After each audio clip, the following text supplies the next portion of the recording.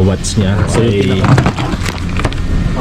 JD V1 naman po ito, JD V300 at saka yung pinamalaking yung 500 watts. So pang budget meal na to guys. Ilaw nito tumatagal po siya na ito yung pinaka-unit niya, ito yung pinaka-panel niya.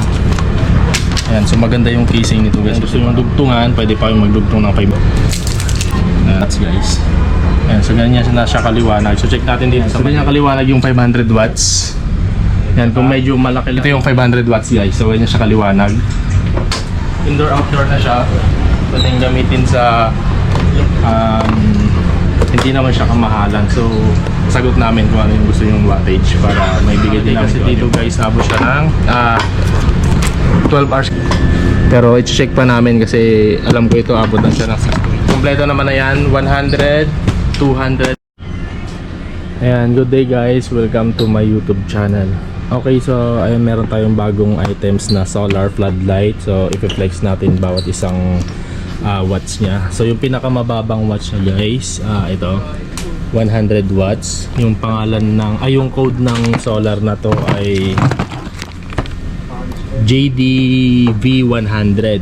Ayan, tapos yung 200 watts niya, so ito siya, JD V200. Sa 300 watts naman po, ito JD V300 at saka yung pinamalaking watts niya yung 500 watts. Ayan, so try natin open tong 500 watts para makikita natin yung kanyang ilaw. Check natin yung 500 watts.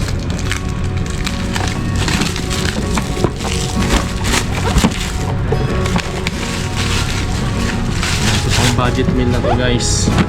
Hindi siya kataasan ng price. Ayan, yung ilaw nito tumatagal po siya na 6 to 8 hours. Ayan, so ito yung pinaka-unit niya, ito yung pinaka-ilaw niya. Battery tsaka remote, nandito na kasama na yan. So wait lang.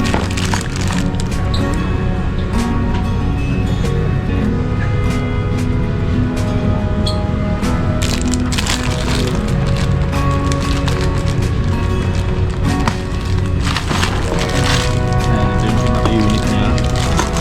Bracket na kanyang panel, ito. Tapos ito yung pinaka-panel niya. Ayan, so maganda yung casing nito guys kasi parang attache case na siya. Ayan, so ito yung pinaka-panel niya. Cord nito guys, abot siya hanggang 5 meters. Ayan yung cord niya. So kung gusto nyo dugtungan, pwede pa yung magdugtong ng 5 meters ulit para mag-10 metro siya. Okay, so bilamin muna natin itong ilaw niya. Check natin yung 500 watts.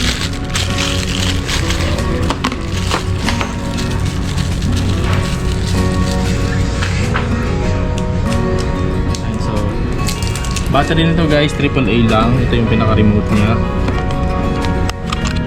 Ayan, so same pa rin naman yung nakaraang in-open natin na solar. Ayan, so ganoon lang din naman siya, on-off lang, automatic pag naka-connect yung kanyang panel. Ayan, so ito yung 500 watts guys. Ayan, so ganyan na siya kaliwanag. So check natin dito sa madilim.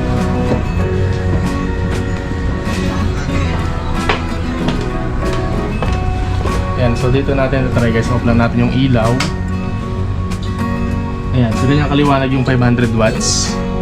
Ayan, kung medyo malaki-laki yung area, pwede na rin to.